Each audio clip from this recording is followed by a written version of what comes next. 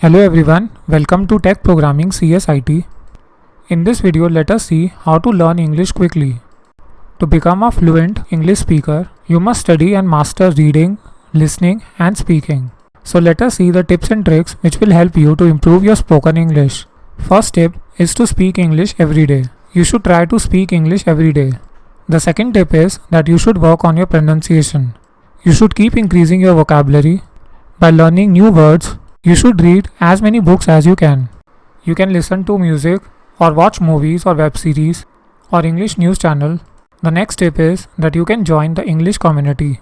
There are many groups on WhatsApp, Facebook and other social platforms. So you can build interaction with the community and you can improve your English. The members of this community usually have the same goal to practice English. So you can also practice along with them.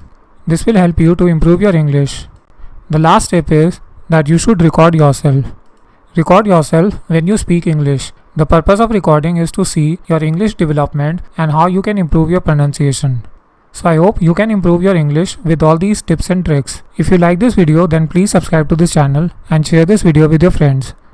See you in the next video.